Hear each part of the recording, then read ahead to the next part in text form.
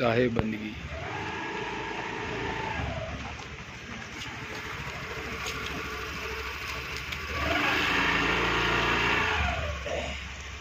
साहेब बंदगी।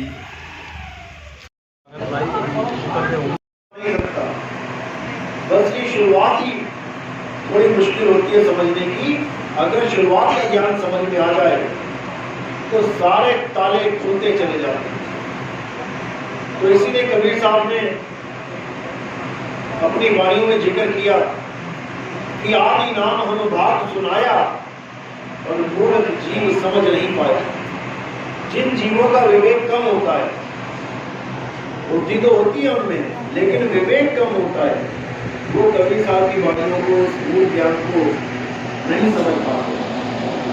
लेकिन जिन पर मालिक की कृपा हो जाती है, बंदी छोड़ की दया हो जाती है, वो उनकी कही एक एक बात को फिर समझने लग जाते हैं। उनको हर चीज क्लियर होने लग जाती है, बिल्कुल स्पष्ट उनको वो रास्ता दिखाई देने लग जाता है जो कबीर साहब ने अपनी वाणी में संकेतों के आधार पर जाहिर किया हुआ था। ये संकेतों में इसलिए जाहिर किया जाता है ताकि जिसको हम काल के दूत कहते हैं, यानी मनमुखी साधक जो अपने मन के अनुसार साधना करने लग जाते हैं, जो सत्य भक्ति नहीं करते, भक्ति तो करते हैं लेकिन सत्य भक्ति नहीं करते हैं। ये वाणियां वो भी पढ़ते हैं लेकिन गुप्त भेदों को समझ नहीं पाते, और उसमें जो भी शब्द लिखे होते हैं, जैसे ओम लिखा है या सोम लिखा है, वो उसको मंत्र मान बैठते हैं और उन मंत्रों की साधना करने लग जाते हैं। जबकि कबीर साहब खुद अपनी वाणी में कहते हैं कि तंत्र मंत्र सब झूठ है, इनमें ना उलझे कोई, और सार शब्द जाने बिना कागा हंस ना होए। कि जितने भी ये मंत्र बने हैं भाई, ये इंसानों ने बनाए हैं, ये आदमी ने बनाए हैं। हिंदी भाषा के, उर्दू के, पंजाबी के, फारसी के, अलग अलग भाषाओं के अलग अलग नाम इंसान ने बनाए हैं। परमात्मा का कोई नाम है ही नहीं, लेकिन इस इंसान ने अलग अलग देशों में रहते हुए, अलग अलग भाषाओं को समझते हुए, बनाते हुए, उन्होंने परमात्मा के अनंत नाम रख दिए, करोड़ों नाम रख दिए और उसका जाप करने लगे। इसीलिए कबीर साहब को कहना पड़ा, कोटि नाम संसार में इनसे मुक्ति ना होए, और आदि नाम जो गुप्त है पूजे बिरला कोई। जो आदि नाम है वो गुप्त है।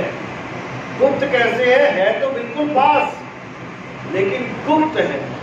जैसे पंखे के बिल्कुल पास करंट है, पंखा सबको दिखाई दे रहा है लेकिन करंट गुप्त है, करंट नहीं दिखाई दे रहा, इन आंखों से वो दिखाई दे ही नहीं सकता, लेकिन उस करंट को हम महसूस कर सकते हैं छू के। तब वो गुप्त वस्तु प्रकट हो जाती है, हमें समझ में आ जाता है कि ये जो पंखा चल रहा है ये अपने आप से नहीं चल रहा है, इसको चलाने वाला करंट है, और वो इतना तेज है कि वो हिला के रख देता है।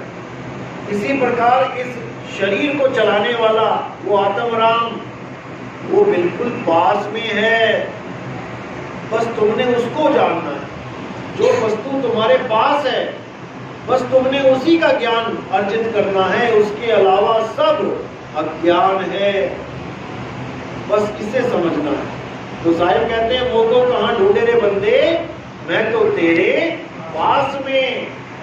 अब जो लोग कबीर साहब को एक शरीर मानते हैं, वो कभी ये साबित कर ही नहीं सकते कि वो हमारे पास में।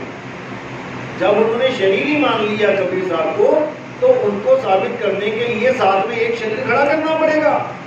कि जैसे मैं किसी के साथ में खड़ा हूं, मैं किसी के पास में खड़ा हूं, तो वो कहेगा कि नितिन दास मेरे पास में खड़े। और कबीर साहब को पास में साबित करने के लिए कबीर साहब को साथ में खड़ा करना पड़ेगा, लेकिन ऐसा नहीं है।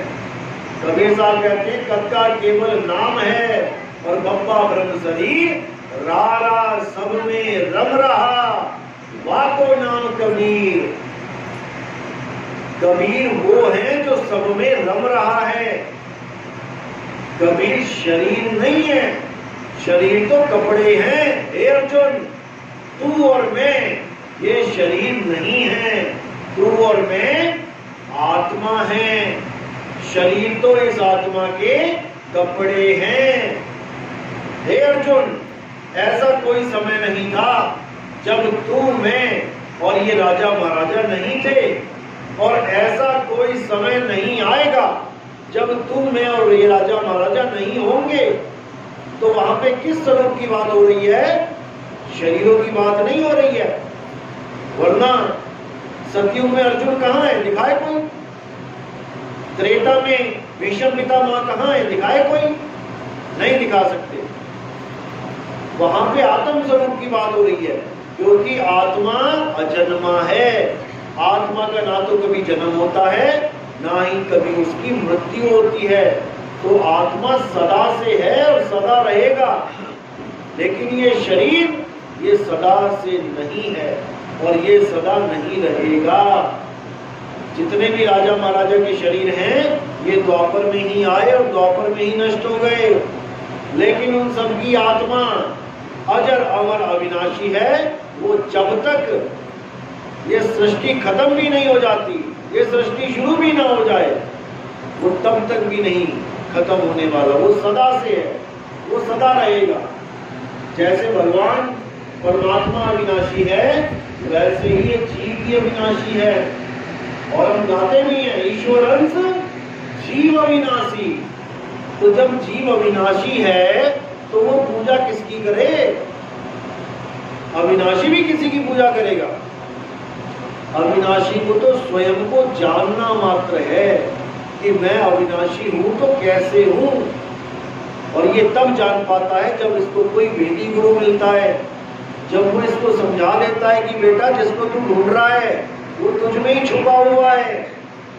अपने आप को जान, ज्यों तिल माही तेल है, ज्यों चकमक में आग, तेरा साईं तुझ में है, जाग सके तो जाग। जब मेरा साईं मुझ में है तो फिर सतलोक में कौन है? कुर्सी लगा के बैठा है जो, फिर तो दो साईं हो गए। एक मेरा साईं मुझ में है और एक सतलोक में बैठा है। और सतलोक में पहुंच जाओगे तो वो साईं थोड़े दिनों में फीका पड़ जाएगा, क्योंकि फिर आगे अलग लोग भी है। वहां अलग पुरुष बन के साईं बैठा है तीसरा, फिर अलग पुरुष छोड़ के फिर आगे अगम लोक में चले जाओगे, वहां अगम पुरुष बैठा है। फिर अनामी लोग चले जाओगे, वहां अनामी पुरुष बैठा है। तुम्हारी तो पुरुषों की गिनती खत्म नहीं होगी, जबकि पुरुष एक है। और वो कहाँ है? वो तुम में समाया हुआ है। मुझ में राम, तुझ में राम, सब में राम समाया, और सबसे कर लो प्यार, जगत में कोई नहीं पराया। बचपन में ये गाते थे हम, लेकिन हम समझ नहीं पाए, इसलिए हमें भरमा दिया लोगों ने, इन गुरुआ लोगों ने। अब क्या करना है? अब हमने विवेक को जगाना है। और जब विवेक को जगा लोगे तो सारी बुद्धि सुलझती चली जाएगी। परमात्मा के नाम पे जो आज सबसे बड़े बड़े आडंबर चल रहे हैं, पाखंडवाद चल रहा है, ये सब खत्म हो जाएगा अगर सब आत्मज्ञानी हो जाए तो। क्योंकि इस दुनिया में सबसे बड़ा ज्ञान आत्मज्ञान है।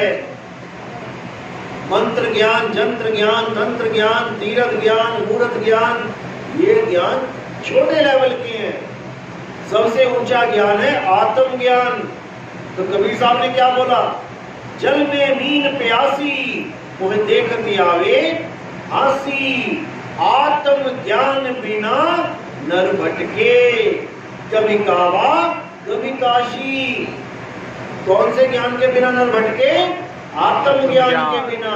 आत्म ज्ञान का मतलब ये नहीं कि तुम किसी और का नाम जपो। आत्म ज्ञान का मतलब ये नहीं तुम किसी और के शरीरों की पूजा करो। आत्म ज्ञान का मतलब है अपने आप का ज्ञान हो जाना। जैसे आत्महत्या का मतलब ये नहीं तुम किसी और की हत्या करो। आत्महत्या यानी तुम अपने ही शरीर की हत्या करो। ऐसे ही आत्मनिर्भर का मतलब है कि तुम अपने ऊपर निर्भर हो जाओ, तुम किसी और पे निर्भर ना रहो। आत्म रक्षा का मतलब है कि तुम अपनी रक्षा करो, किसी और की रक्षा आत्म रक्षा नहीं कहलाती। इसी प्रकार आत्म कथा अपनी कथा का जिक्र करना, ना कि किसी और के बारे में लिखना। इसी प्रकार आत्मज्ञान यानी मुझे मेरा ज्ञान हो जाए कि मैं क्या हूं, मैं कौन हूं तो समझ में आ जाएगा। कोई भी बता देगा भाई तू शरीर नहीं तू आत्मा है, लेकिन मैं क्या हूं ये बताने वाला आपको जल्दी कोई नहीं मिलेगा। ये बताने वाले 36 मिल जाएंगे कि तुम एक आत्मा हो। एक पाथर पूजने वाला पंडित जी भी बता देगा बेटा तुम शरीर नहीं है तुम आत्मा हो, लेकिन तुम्हें फिर उस पत्थर में लगा देगा, क्योंकि वो ये नहीं जानता कि आत्मा है क्या, आत्मा का स्वरूप क्या है। बस इसी स्वरूप के ना जानने के कारण सबके सब भ्रमित हुए पड़े। लेकिन बात आत्मा की करेंगे तो कबीर साहब कहते हैं कबीर आत्म ज्ञान का बड़ा नगर में शोर, और पूछो कैसी आत्मा देते दानदीपुर। सब आत्मा आत्मा आत्मा कर रहे हैं, लेकिन किसी ने पूछो भैया आत्मा होती कैसी है, बस वहीं पे गर्दन नीचे हो जाएगी, क्योंकि उनको आत्मा का अनुभव नहीं है कि आत्मा है क्या। कोई कहेगा आत्मा आदमी के जैसी होती है, तुम्हारी आत्मा सतलोक जाएगी। आदमी की आत्मा आदमी जैसी, औरत की आत्मा औरत जैसी। कई लोग आदमी और औरत बना दिया आत्मा को, कई लोग आत्मा को प्रकाश बना देते हैं कि एक रोशनी रोशनी है वही आत्मा है। अरे भाई रोशनी देख कौन रहा है, रोशनी और अंधकार दोनों जड़ हैं, उसको देखने वाला कौन है, वो आत्मा है जो देख रहा है, लेकिन नहीं समझ में आता। इसी को साहिब ने बोला कि जब तक आत्मज्ञानी गुरु तुम्हारे जीवन में नहीं आएगा तुम कभी जान ही नहीं सकते कि आत्मा चीज क्या है। और आत्मा को ना जानने के कारण तुम इस माया को जगत को मानते रहोगे, क्योंकि यहाँ पर केवल दो ही चीजें हैं, तीसरी कोई चीज है ही नहीं। हे अर्जुन, तत्वदर्शियों ने अपने अनुभव ज्ञान से यह प्रमाणित किया है कि इस दुनिया में दो प्रकार के तत्व हैं, एक असत तत्व, एक सत तत्व। असत तत्व तो शरीरों को जानो, शरीर यानी 5 तत्व, यही 5 तत्व शरीर है और यही 5 तत्व बाहर है। असत तत्व तो तुम शरीरों को जानो और सत तत्व केवल आत्मा है। हे अर्जुन, आत्मा का ज्ञान प्राप्त करने के लिए तुम ऐसे तत्वदर्शी संत के पास जाओ जो अपने आत्मा को जानता है, वही तुम्हें तुम्हारी आत्मा का लखाव करा सकता है। एक बार आत्मा का लखाव हो जाने पर, यानी एक बार अगर आप अपनी आत्मा के टच में आ गए, उसके बाद तुम कभी किसी भी भ्रम में नहीं भूलोगे। फिर तुम्हें बोध हो जाएगा कि शरीर क्या है और आत्मा क्या है। फिर तुम आत्मा और शरीर में कंफ्यूज नहीं होगे कभी। शरीर को छोड़ते हुए तुम ऐसे छोड़ दोगे शरीर को जैसे हम केला खाते हुए छिलके को छोड़ देते हैं, डस्टबिन में फेंक देते हैं, लेकिन दुकान से हम लाते छिलका देख के ही हैं केले को। अगर छिलका हरा है तो लेके आओगे क्या खाने के लिए? नहीं लाओगे। अगर पीला है तो ले आओगे। जिसको देख के लाए थे, जिसको चुन के लाए थे, उसको तुमने खाया ही नहीं।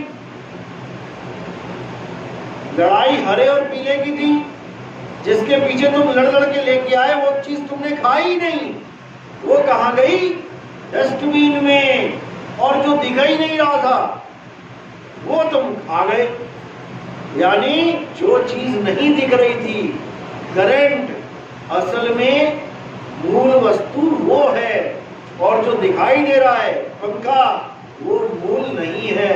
इसी प्रकार जो दिख रहा है शरीर, ये मूल नहीं है, और जो नहीं दिख रही है आत्मा, वो मूल है। इसी को गीता में बार बार समझाया गया। हे अर्जुन, जो अज्ञानी जीव हैं वो आत्मा को कभी नहीं जान सकते। वो हमेशा दूसरों की पूजा में लगे रहते हैं। किसकी पूजा में? हे अर्जुन, जो भूतों प्रेतों की पूजा करते हैं वो भूत प्रेतों में जन्म लेते हैं। जो पितरों की पूजा करते हैं वो पितरलोक में जन्म लेते हैं। जो देवताओं की पूजा करते हैं वो देवलोक में जाते हैं। ये तीनों ही मुझे प्राप्त नहीं कर सकते। ये मुझे नहीं प्राप्त कर सकते। क्यों नहीं कर सकते? क्योंकि ये मेरे मूल स्वरूप को नहीं जानते हैं, तो मेरी पूजा भी नहीं कर पाते क्योंकि मुझे जानते ही नहीं है। और जिसको वो जानते नहीं है वहां पर वो ध्यान नहीं कर सकते, इसलिए उसको प्राप्त नहीं कर पाते। तो इसीलिए बिल्कुल क्लियर किया गया है कि जो मुझे जानता है यथार्थ रूप में, केवल वही मुझ तक पहुंच सकता है। जो मुझे शरीर करके मानता है, मेरे शरीर की पूजा करता है, वो मुझ तक नहीं पहुंच सकता। दोनों स्वरूपों को अच्छी तरह समझना है आपने। पहला स्वरूप क्या है? जो जन्मता है और मर जाता है, वो है देह स्वरूप। अध्याय 4 उसमें बिल्कुल साफ बोला है, हे अर्जुन, तेरे और मेरे कई जन्म हो चुके हैं, मैं उन्हें जानता हूं लेकिन तू नहीं जानता। ये कौन सा स्वरूप है? जिसके जन्म हो चुके हैं कई, क्योंकि जन्म कई हुए हैं तो मृत्यु भी हुई है। ऐसा नहीं हो सकता कि जन्म ही जन्म होते रहे, मृत्यु कभी होए ही ना। जिसने भी जन्म लिया है, चाहे वो कोई भी हो, वो इस दुनिया में शरीर छोड़ के ही जाएगा, और शरीर छोड़ने को मृत्यु कहते हैं। तो एक तो स्वरूप है जिसमें अर्जुन को समझाया जा रहा है कि हे अर्जुन, तेरे और मेरे कई जन्म हो चुके हैं, तू उन्हें भूल चुका है लेकिन मुझे सब याद है। और उसी श्लोक के अगला श्लोक पढ़ो, यद्यपि मैं अजन्मा हूं। अब जो अजन्मा है उसके इतने जन्म कैसे होंगे भाई? यहां पर आत्म स्वरूप की बात चल रही है कि यद्यपि यानी कि किंतु मैं अजन्मा हूं, लेकिन फिर भी मेरे कई जन्म हो चुके हैं। मेरे मतलब मेरे शरीर के। इसी प्रकार आप भी अजन्मे हो, आपकी कभी मृत्यु नहीं होती। जिसकी कभी मृत्यु नहीं होती वो भी कई जन्म लेके बैठा है यहाँ पे। सतयुग, द्वापर, त्रेता बीत गया, कलयुग आ गया, आज भी जन्म ले लेके तुम बार बार यहीं पे आ जाते हो, जबकि तुम अमर हो, तुम्हें कोई मार नहीं सकता। ये ज्ञान तब होता है जब हमारे जीवन में कोई गुरु आता है, वेदी गुरु आता है, पारखी गुरु आता है, जो हमें परख करना सिखाता है। किसकी परख? आश्रमों की परख, कि कौन सा आश्रम बड़ा है कौन सा छोटा, या माया की परख, कितना पसारा फैला लिया माया का। बिल्कुल नहीं। गुरु आता है पारखी शब्द का, जो तुम्हें शब्द का भेद बताता है। इसीलिए बोला गुरु मेरे सब ही बड़े, अपनी अपनी धौर और शब्द विवेकी पारखी, सो माथे का मोर। उस गुरु को हमने अपने सिर पे विराजमान करना है जो शब्द का पारखी है, जो जानता है कि कितने प्रकार के शब्द होते हैं और किन शब्दों से हमारा कल्याण नहीं होगा और किस शब्द से हमारा कल्याण होगा। तो कितने प्रकार के शब्द हैं? 4 प्रकार के शब्द हैं। पहला शब्द है जाप शब्द, दूसरा शब्द है अजपा शब्द, तीसरा शब्द है अनहद शब्द, और चौथा शब्द है सार शब्द। तो क्या बोला साहब ने कि जाप, अजपा, अनहद, इन तीनों शब्दों से आपका कल्याण नहीं हो सकता। आप कितने ही मंत्र जपते रहो, सारी उम्र नाम जपते रहो भगवान का, आपको भगवान मिलने वाले नहीं हैं। जैसे आपको प्यास लगने पे आप चाहे पूरा पूरा दिन, पूरी पूरी रात पानी पानी पानी जपते रहो, आपका गला गीला होने वाला नहीं है। इसीलिए साहिब ने बिल्कुल काट दिया पहले वाले को, जाप मरे, जाप मरे, अजपा मरे। अजपा यानी श्वासों का अजपा जाप। कई लोग इसी में नाम जपने लग जाते हैं, मुंह से नहीं जपेंगे, श्वासों में चलेगा नाम, क्योंकि उनका लक्ष्य एक ही है, नाम जपना। वो कहते हैं जी वैसे तो हम भूल जाते हैं, श्वासों में ही रट लेते हैं, तो श्वास भी चलती रहेगी, नाम भी चलता रहेगा। किसी को ओ हम दे दिया, ओ हम श्वास ऊपर जा रही है तो ओ, श्वास नीचे जा रही है तो हम, किसी को दे दिया सो हम, किसी को दे दिया राम राम, किसी को दे दिया शिव शिव, किसी को दे दिया अल्लाहु अल्लाहु, किसी को दे दिया वाहे गुरु वाहे गुरु। ये सारे नाम 100 में फिट कर दिए, लेकिन ये आए कहां से? ये नाम भी 52 अक्षरों से आए हैं। 52 अक्षरों के द्वारा इनका सर्जन हुआ है। तो साहिब ने बिल्कुल क्लियर कर दिया, 52 अक्षर जीवाधारा, आदि अक्षर जीभ्या से न्यारा, वाही को सत सिमरण कहिए, सिमर सिमर नर उतरो पारा। कि 52 अक्षरों के नाम जपने से मुक्ति नहीं होगी भाई।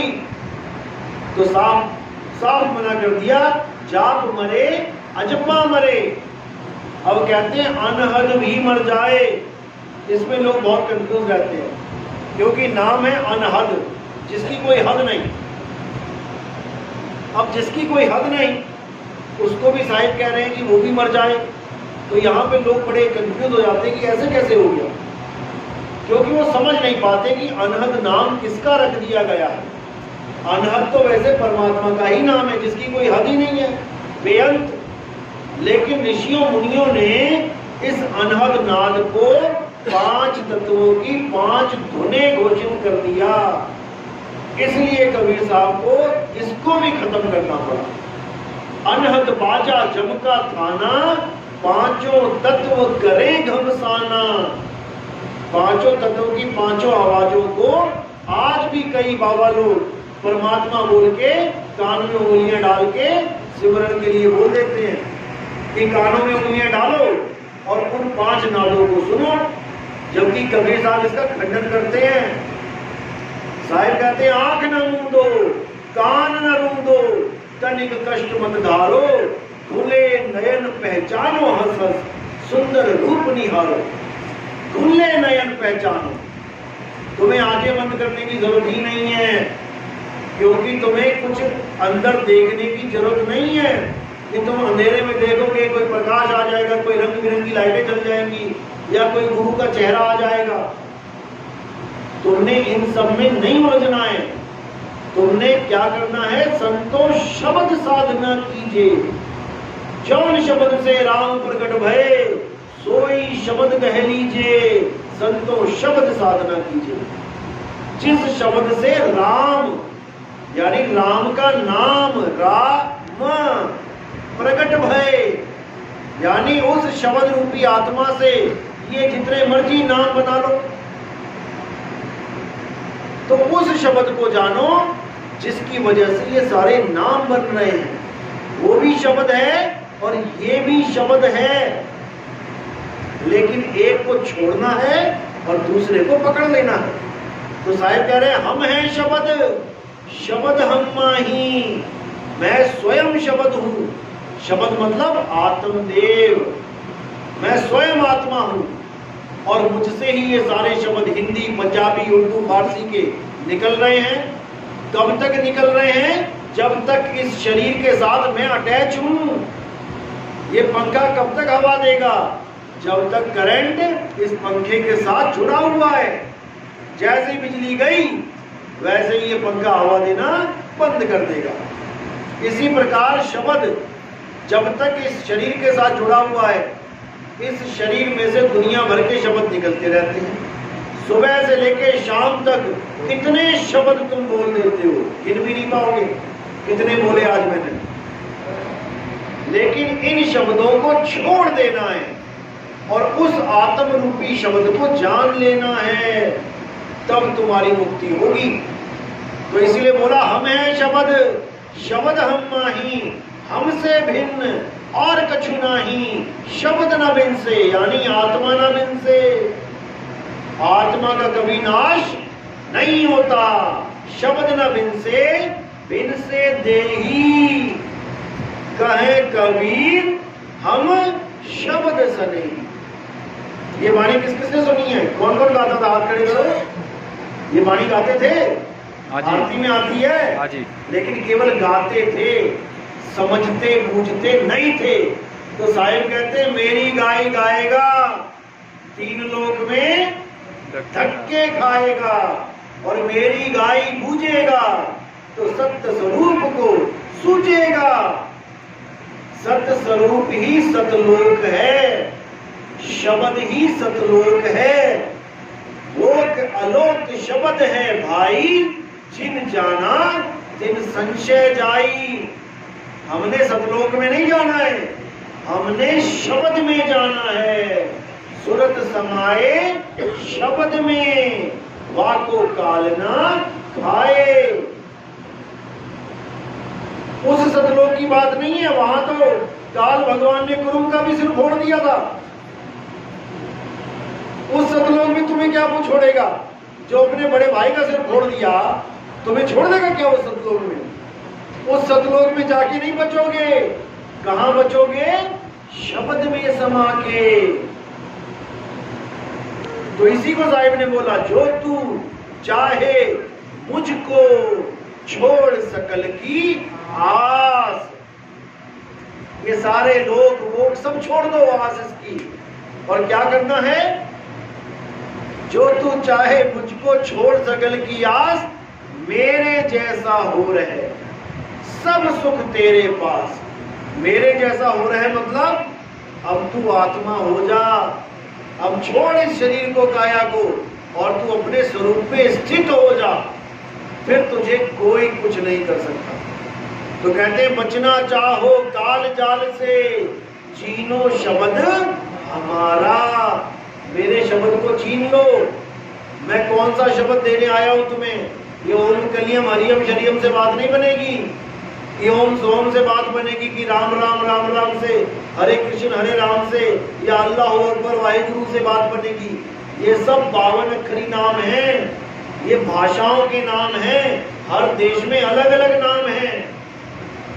असली चीज है आत्मा, जो राम जी के शरीर को भी चला रही है, दुर्गा जी के शरीर को भी चला रही है, विष्णु जी का भी चल रहा है, हनुमान जी भी चल रहे हैं, आप भी चल रहे हो, मैं भी चल रहा हूँ, हिंदू भी चल रहे हैं, मुसलमान भी चल रहे हैं, सिख भी चल रहे हैं, ईसाई भी चल रहे हैं, पेड़ पौधे भी चल रहे हैं, जीव जंतु भी चल रहे हैं। सबके सब एक आत्मा के आधार पे चल रहे हैं। तो वो एक आत्मा ही सब घटों में रम रही है। इसी को बोला सब घट मेरा साइया, सोनी सेजना कोए, और बलिहारी वा घट की जिस घट प्रगट होए। बलिहार जाते हैं उस घट की जहां पर ये आत्मज्ञान प्रकट हो जाता है, लोगों को पता लग जाता है, जीव को समझ में आ जाता है कि आत्मा क्या है और शरीर क्या है। अब वहां पर कोई भेद नहीं रह जाता, हर चीज क्लियर हो जाती है। लेकिन तब होती है जब इस गुप्त वस्तु को कोई लगाने वाला आपके जीवन में आ जाए, जो उस गुप्त वस्तु का लगाव करा दे, वरना ढूंढते रह जाओगे, वो मिलेगा नहीं।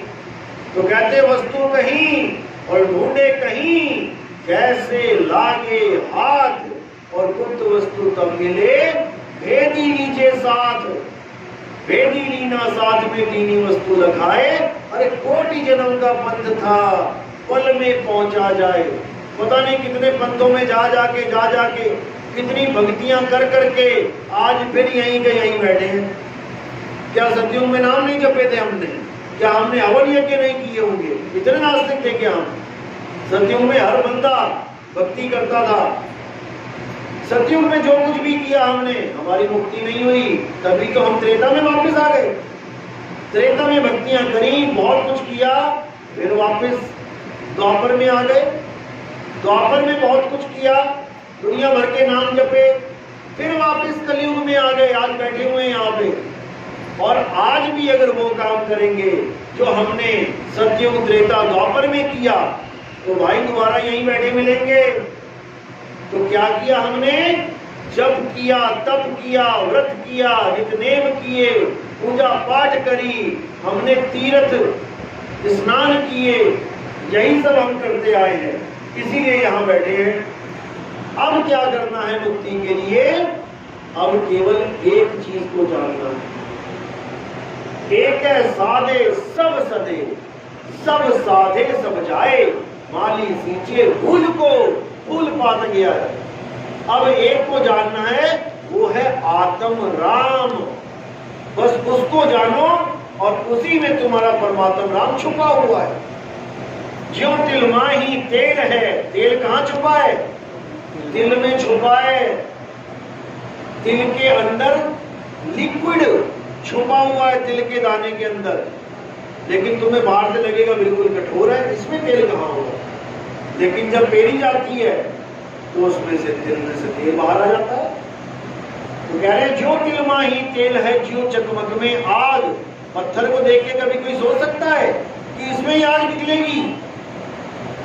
पत्थर में ही अग्नि छुपी है, हमें नहीं दिखाई दे रही, लेकिन जब सही विधि से उस पत्थर को क्रिया में लाया जाएगा, उसी में से अग्नि प्रकट हो जाएगी। इसी प्रकार परमात्मा कहाँ है? तेरा साईं तुझ में है, जाग सके तो जाग।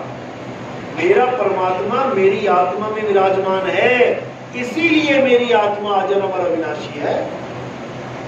लेकिन हमें नहीं समझ में आ रहा, क्योंकि इन बुआ लोगों ने हमें दूसरों के अधीन कर दिया है। इसकी पूजा नहीं करेगा तो मुक्ति नहीं मिलेगी, उसकी पूजा नहीं करेगा तो मुक्ति नहीं मिलेगी, गुरु की पूजा नहीं करेगा मुक्ति नहीं मिलेगी, गुरु ही मुक्ति देगा। ऐसा नहीं है। गुरु तुम्हें रास्ता बताएगा, मुक्ति तुम्हें परमात्मा देगा। सेवा को दो ही भले, एक संत एक राम, और राम है दाता मुक्ति का, संत जपावे नाम। कहां चला गया संत? क्यों नहीं बोला कि संत है दाता मुक्ति का? अगर संत मुक्ति का दाता होता तो नाम जपवाने की भी जरूरत ना पड़ती, बस कंधे पे हाथ रख देता कि बेटा तुझे मैं मुक्त कर दूंगा, बात खत्म। अब क्या नाम जपोगे? अब तो पैर दबाओ संत के केवल। लेकिन ऐसा नहीं है। राम है दाता मुक्ति का और संत जपावे नाम। संत केवल तुम्हें कैसे भक्ति करनी है, कैसे सत भक्ति करनी है, ये बताता है। करनी तुमने ही है, कोई और नहीं करेगा आगे। तो गुरु केवल शिष्य को ज्ञान देता है, लेकिन ज्ञान में शिष्य नहीं रहना होता है। इससे ज्यादा गुरु का कोई रोल नहीं है। इससे ज्यादा जो गुरु बने बैठे हैं परमात्मा, उनका कुछ और इंतजाम करता है। फिर परमात्मा क्या इंतजाम करता है? जेलें भरी पड़ी हैं, जाके देख लो। जो भी परमात्मा बनने के लिए इस दुनिया में आया वो मारा गया।